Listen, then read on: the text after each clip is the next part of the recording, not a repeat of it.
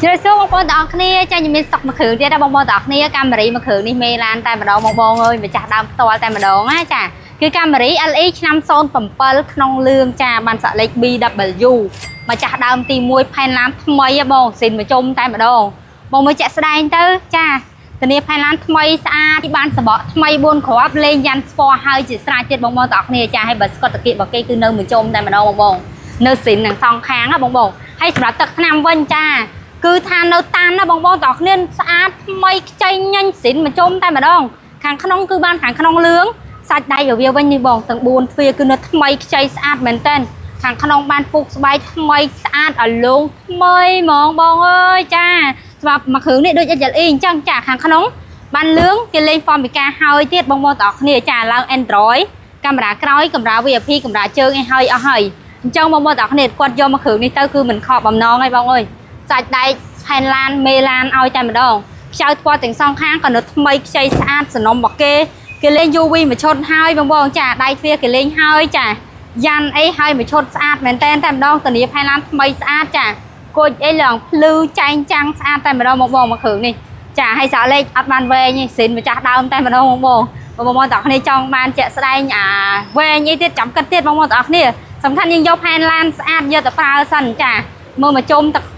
ថ្នាំរបស់វាមកជុំគឺនៅថ្មីស្អាតមែនតែម្ដងចានេះបងខាងក្នុងផ្នែកខាងតកង់អីក៏នៅថ្មីស្អាតសាច់ជ័រសាច់ខាងក្នុងជញ្ជាំងដៃទ្វារក៏នៅថ្មីអេតាខាងក្នុងគឺថាលះមែនតើណាបង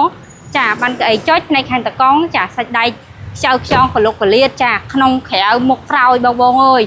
ស្លាស់ល្អបងនៃគាត់ fan កាមេរ៉ាបងទាំងអស់គ្នាចាទិញកុំស្ដាយលុយបងនៃគាត់មានបំណងចង់ទិញកាមេរ៉ាយកទៅជិះខុសត្រូវតិចតួចយើងយកឡានស្អាតយកទៅប្រើប្រាស់យើងយកឡានអត់មានប្រវត្តិបុកកាត់តអត់ស្ងោដោពណ៌ឯកសារគ្រប់ស្របច្បាប់ដូចមេឡានមកគ្រឿងនេះអីខុសគ្នាតិចតួច4-500អីយើងយកឡានស្អាតជិះចាបងឥឡូវយើងមកមើលផ្នែកគូតក្រោយម្ដងចាបើកមកគឺតលាយឆ្លាស់តែម្ដងហើយអ្វីដែលពិសេសជាងគេសម្រាប់កាមេរ៉ាមកគ្រឿងនេះបងមើលកាយ៉ាវតាគៀកទាំងសងខាងបងមើលជាក់ស្ដែងនេះនៅ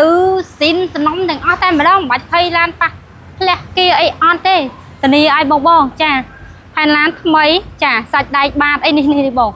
ខ្ញុំបើកឲ្យបងមើលជាក់ស្ដែងតែម្ដងសម្រាប់ផ្នែកខាងបាតគូតក្រោយនេះបើកមកសាច់កៅនៅសំណុំទាំងអស់